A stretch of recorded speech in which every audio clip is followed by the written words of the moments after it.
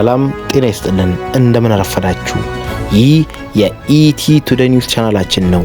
ለቻናላችን አዲስ ከሆኑ ሰብስክራይብ፣ ላይክ፣ ሼር እንዲሁም አዳዲስ መረጃዎች ቶሎ እንዲደርሱ የደወል ምልክቷን መጫኑን አይርሱ። ኢቲ ቱዴይ ኒውስ እንደ ወትሮ ሁሉ ትኩስ መረጃዎችን ይዘንላችሁ ቀርበናል። አብራችሁን ቆዩ።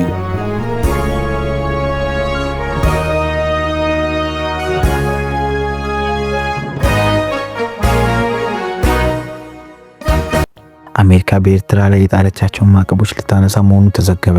አሜሪካ በቀይ ባህር ዳርቻ ቁልፍ ቦታ ላይ የምትገኘው በኤርትራ ላይ የጣለቻቸውን ማዕቀቦች ልታነሳ መሆኑን የሚያመለክት የአሜሪካ መንግስት ውስጣዊ ሰነዶችን መመልከቱን ሮይተርስ ዜና ወኪል ዘገበ። ይህ የአሜሪካ ውሳኔ ከአስመራ ጋር ያላትን ግንኙነት ለማሻሻልና ጎረቤት ኢትዮጵያ ጋር ከኤርትራ ጋር ወደ ጦርነት እንዳትገባ በመመልከትም ያንኑ ያለመ ነው ሲሉ ተንታኞች መናገራቸው የዜና ወኪሉ ዘግቧል። አሜሪካ ከኢራን ጋር በገባቸው ጦርነት ምክንያት በሆርሙዝ መንገድ መዘጋቱን ተከትሎ ከኤስያ ሜዲትራኒያን ባህር ለሚያደርገው የባህር ንግድ ቀይ ባህር የሚኖር ቁጥጥር አስፈላጊነት አጉልቶታል። ከሁለት አስርት ዓመታት በላይ የጠላትነት የቆዩት ኢትዮጵያና ኤርትራ ጠቅላይ ሚኒስትር አብይ አህመድ ወደ ስልጣን ከመጡ በኋላ ግንኙነታቸው ተሻሽሎ ነበር። የሁለቱ ሀገራት ወታደሮች ትግራይ ውስጥ በተካሄደው ደም አፋሳሽ ጦርነት በአንድ ጎራ ተሰልፈው ተዋግተዋል። ይሁን እንጂ ጦርነቱ አሜሪካ ዋነኛ ተሳታፊ በነበረችበት በፕሪቶሪያ ዘላቂ ሰላም ስምምነት ከተቋጨ በኋላ በኢትዮጵያና በኤርትራ መካከል ያለው የወዳጅነት መቀዛቀዙን ጠቅላይ ሚኒስትር አብይ በይፋዊ የባህር በር ለማግኘት ፍላጎት መናገር ከጀመሩ በኋላ ወደ ጠላትነት ተሸጋግሯል። አሁን አሜሪካ ኤርትራ ላይ የጣለቻቸውን ማዕቀቦች የምታነሳ ከሆነም ኢትዮጵያ የባህር በር ለማግኘት ልትወስድ የምትችለውን የትኛው አይነት ኃይል እርምጃ እንደማትደግፍ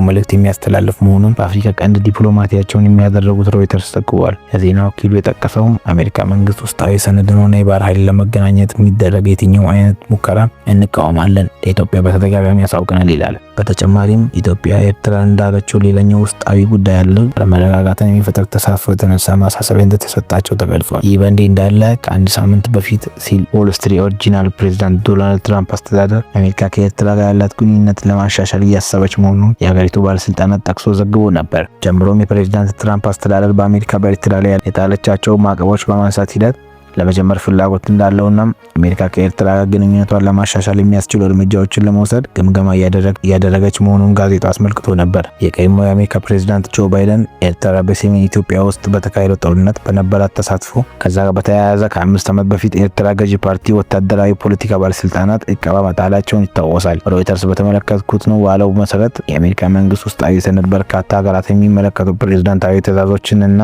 ማዕቀቦችን በቀናት ውስጥ የሚያነሱ መሆኑን ተመልክቷል። ነገር ግን ኤርትራን ጨምሮ በሌሎች ሀገራት ላይ የጣሉት እቀባዎች መነሳታቸው መቼ እንደሚገለጽ የተባለ ነገር የለም። ሮይተርስ ከአሜሪካ ውጭ ጉዳይ ሚኒስቴርና ገንዘብ ሚኒስቴሮች ጉዳዩ ላይ አስተያየት ለማግኘት ያቀረበው ጥያቄ ወዲያውኑ ምላሽ አለማግኘቱን ተገልጿል። በተጨማሪም ሮይተርስ ከኤርትራ ጋር የማስታወቂያ ሚኒስትር የማነ ገብረ መስቀልና ከኢትዮጵያ ጠቅላይ ሚኒስትር የፕሬስ ሴክሬታሪ ባለሆኑ ስዩም አስተያየታቸውን ጠይቆ ምላሽ አለማግኘቱን ተገልጿል። የአሜሪካው ታዋቂ ጋዜጣ ዎል ስትሪት ጆርናል ዘገባን ተከትሎ ኤርትራ ያለውን ሰብአዊ መብት አያያዝና በቀጠናው የሚካሄዱ ግጭቶችን ውስጥ ባላት ሚና የተነሳ የተለያዩ ወገኖች የአሜሪካ ማዕቀቦችን ለማንሳት ማሰቧን የሚቃወሙ ትችቶች ተሰንዝረዋል። ይህን ተከትሎ በዋሽንግተን የሚገኘው የኤርትራ ኤምባሲ በአሜሪካና በኤርትራ መካከል ባለው ግንኙነት መሻሻል ላይ የሚሰጡ አሉታዊ አስተያየቶችን የሚተች መሆኑን መግለጫ አውጥቷል። ዘገባው የቢቢሲ ነው።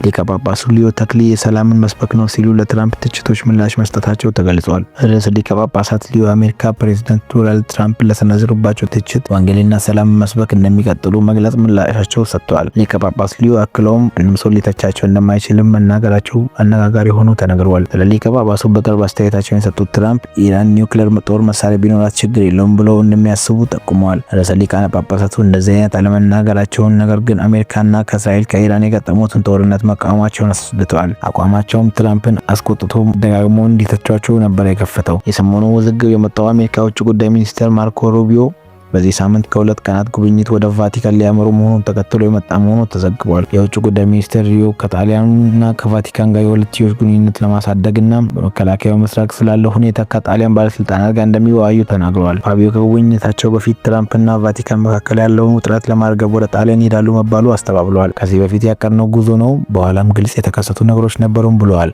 ከቫቲካን ጋር ብዙ የምንነጋገረው ነገር አለ ሲሉ መክለዋል። የቤተ ክርስቲያኗ ተልዕኮ ወንጌልን ሰላም መስበክ ነው ሲሉ ለሮይተርስ መናገራቸው ተዘግቧል። አንድ ሰው ወንጌልን በመስበክ ሊተቸኝ ከፈለገ እግዚአብሔር ቃል ዋጋ ስላለው ብቻ እንዲሰማኝ ተስፋ አደርጋለሁ። በቅርቡ ትራምፕ ለወግ አጥባቂ ቶክ ሾው አዘጋጅቶ ህይወት ሊሆን እንደተናገሩት ካቶሊኮችና ብዙ አደጋ ጣይ የሆኑ ሰዎችን በሱ ምክንያት እየተፈጠሩ ባሉት ነገር ነው ብሎም ተናግረዋል። ይህም ምክንያቱ ኢራን የኒውክሌር ጦር መሳሪያ መያዟ ነው ሲሉም ጥሩ ነው ብሎ ያስባሉ ብለዋል። ርዕሰ ሊቃነ ጳጳሳቱ የኢራን ኒውክሌር ጦር መሳሪያ እንዲኖራት እንደሚደግፉ አልተናገሩም። በቫቲካን አሜሪካ አምባሳደር ብሪያን በርች በዚህ ሳምንት ለጋዜጠኞች እንደተናገሩት ከቅርብ ጊዜ ወዲህ ውጥረት ቢኖርም በአሜሪካና በቫቲካን መካከል የተነገረ ምንም ነገር እንደሌለ ተገልጿል።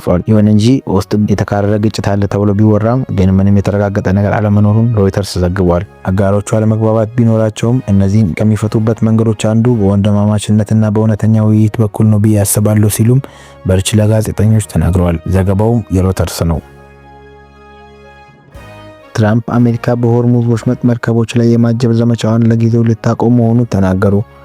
አሜሪካ በሆርሙዝ ወሽመጥ የቆመው የሚገኙ መርከቦችን እያጀበች ለማስወጣት የያዘችው እቅድ ለአጭር ጊዜ እንደምታቆም ፕሬዚዳንት ትራምፕ ማክሰኞ ዕለት ተናግረዋል። ትራምፕ ሰኞ ዕለት የተጀመረውን ፕሮጀክት ፍሪደም እንዲቆም በተደረገው ከኢራን ጋር እየተደረገ ያለው ውይይት ትልቅ መሻሻል እያሳየ በመምጣቱ በጋራ ስምምነት ከውሳኔው በላይ መድረሳቸውን ገልጸዋል። የኢራን መንግስት መገናኛ ብዙሃን ግን ሀገራቸው ድል ለማስመዝገቧን ለመቀስቀስ ውሳኔው ትራምፕ በዓለም አቀፍ ነዳጅ ወሳኝ የሆነውን ወሽመጥ በመክፈት የሚያደርጉትን ሙከራ በተደጋጋሚ ሳይሳካ መቅረቱን ተናግረዋል። ይህም ሆኖ ነገሩ ባለመሳካቱ ምክንያት ማፈግፈጋቸውን ያሳያል ብለዋል። የአሜሪካው ፕሬዝዳንት ውሳኔያቸውን ያሳወቁት የውጭ ጉዳይ ሚኒስቴር ማርኮ ፋቢዮ በኢራን በተካሄደው የመጀመሪያ የአሜሪካ የእስራኤል ጥቃት ኦፕሬሽን ኤፒክ ፎር የኢላማውን ካሳካ በኋላ ማብቃቱን መግለጻቸው ነው። ትራምፕ በማህበራዊ ሚዲያ ላይ ባጋሩት ጽሑፍ ውሳኔውን የወሰዱት በአደራዳሪዋ ፓኪስታን ጥያቄ መሰረት መሆኑን ተናግረው አሜሪካ የኢራን ወደቦች ላይ የጣለችውን እገዳ እንደሚቀጥል ተናግረዋል። ትራምፕ ይህንን ከመወሰናቸው በፊት የውጭ ጉዳይ ሚኒስቴሩ ማርኮ ሩቢዮ፣ የመከላከያ ሚኒስቴሩ ፒት ሄግሴት እና የአሜሪካ ጦር ኃይሎች ጠቅላይ አዛዥ ጀነራል ዳን ኬን ዘመቻው በሆርሙዝ የባህር ወሽመጥ ላይ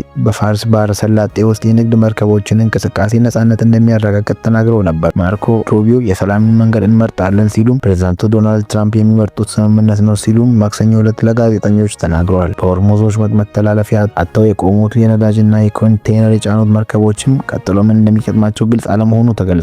ይሁን እንጂ የትራምፕ አስተዳደር ፕሮጀክት ፍሪደም ራሱ ኢራን ላይ ኢኮኖሚ ጫና ከማሳደር ከታቀደው መርከቦች እገዳም የተናጠለና የተለየ ዘመቻ መሆኑን አጽንኦት ሰጥቶ ተናግረዋል። የቀጠናው ተንታኞች ፕሮጀክት ፍሪደም የተጀመረው ከቀጠናው የሚገኘው ነዳጅ ፍሰት ወደ ነበረበት ለመመለስ ማቀድ መሆኑን ለጊዜው በመቆሙና ኢራን የመርከቦቹን እንቅስቃሴ ማስተባበር የምትቀጥል ከሆነ ውጤታማ መሆኑን አጠራጣሪ ነው ሲሉ ስጋታቸውን ገልጸዋል። በሌላ በኩል ኢራናውያን የተቃወሙት ይህ ፕሮጀክት ፍሪደም ዘመቻም በመቆሙ ወደ ድርድር ጠረጴዛ እንዲመለሱ ሊያደርጋቸው ይችል ይሆን ሲሉ ጽሑፋቸው ይናገራል። ሩቢዮ ቀደም ሲል በሰጡት አስተያየት የመጣው የሆርሙዝ ወሽመጥ በኢራንና በአሜሪካ ጦር የፈጸመችው ጥቃት የተኩስ አቁሙን አደጋ ላይ ሊጥሉ ይችላሉ የሚሉ ስጋቶች ከተፈጠሩ በኋላ ነው። ኢራን ለሩቢዮ መግለጫ ምንም አይነት አስተያየት ያልሰጠች ሲሆን የኢራን ፓርላማ አፈ ጉባኤ ሙሐመድ ጋሊባን ግን የነበረውን ማስቀጠል አሜሪካ ከባድ መሆኑን እናውቃለን፣ እኛ ግን ግጭቱን ገና ከመጀመሩ ነው ብሎ ተናግረዋል። ግጭቱ ገና መጀመሩ ነው ብሎ ተናግረው ነበር። ባለፈው ወር ከአሜሪካ ጋር በነበረው ንግግር የኢራን ተደራዳሪ የነበሩት ጋሊባፍ የመርከቦቹ እንቅስቃሴና የኢነርጂ ፍሰት ደህንነት በአሜሪካና በአጋሮቹ ተኩስ አቁም ጥሰት ላይ እገዳ አደጋ ላይ ወድቋል ብሎ ተናግረዋል። ይሁን እንጂ የእነርሱ የክፋት ድርጊት አይሳካም ብለው ተናግረዋል። ባለፈው ወር ከአሜሪካ ጋር በነበረው ንግግር የኢራን ተደራዳሪ የነበሩት ጋሊፋ መርከቦቹ እንቅስቃሴ ኢነርጂ ፍሰቱን ደህንነትና በአሜሪካና በአጋሮቹ ተኩስ አቁም ጥሰትን እገዳ አደጋ ላይ ወድቋል። ይሁን እንጂ የእነርሱ ክፋት ድርጊት አይሳካም ብሎ መናገራቸው ተገልጿል። ማክሰኞ አመሻሽ ላይ የዩኬ ባህር ትራንስፖርት ድርጅት የተረጋገጡ ምንጮች በመቀስቀስ በሆርሙዝ ወሽመጥ ውስጥ የጭነት መርከብ ምንነት ባልታወቀ ተወንጫፊ መመታቱን አስታውቋል። በዚህ ወሳብ ዙሪያ ተጨማሪ ዝርዝር መረጃዎች ግን ለጊዜው አለመገኘታቸውን ሮይተርስ ዘግቧል።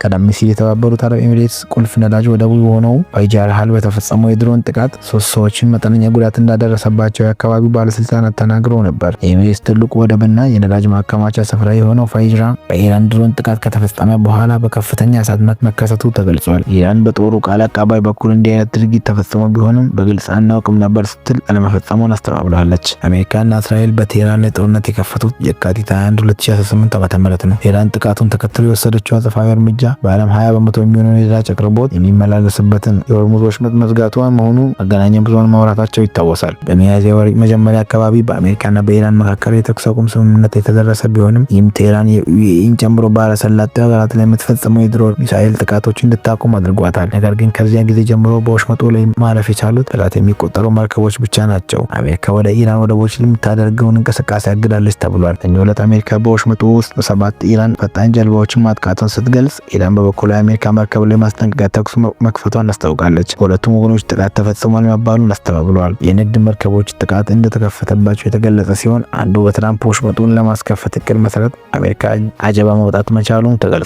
ከዋይት ሀውስ መግለጫ የሰጡት የውጭ ጉዳይ ሚኒስትሩ ማርኮ ራቢዮ ትራምፕ ከቴህራን ጋር ስምምነት መድረስ እንደሚፈልጉ ገልጸው ኢራን ግን መተባበሩን ለመደራደር አልፈለገችም ብለዋል። አክለውም ቀጥሎ ስለሚሆነው ነገር ማንም እርግጠኛ አይሆንም ስትል ሁኔታዎች በሌላ አቅጣጫ ሊሄዱ ይችላሉ ብለዋል። ሚኒስትሩ አሜሪካና እስራኤል በቴህራን ላይ የፈጸሙት ጥቃት በምጣኔ ሀብታቸው ለትውልድ የሚቆይ ውድመት መሆኑን በመግለጽ የሀገሪቱ መሪዎች ራሳቸውን ከመጉዳትና የሚሄዱበትን መንገድ መለስ ብለው መፈተሽ አለባቸው ብለው ሀሳባቸውን ገልጸዋል። ኤንግሲት በሰጡት መግለጫም ከኢራን ጋር የተደረሰው ተኩስ አቁም አልከሸፈም ሲሉ ተናግረው ነበር።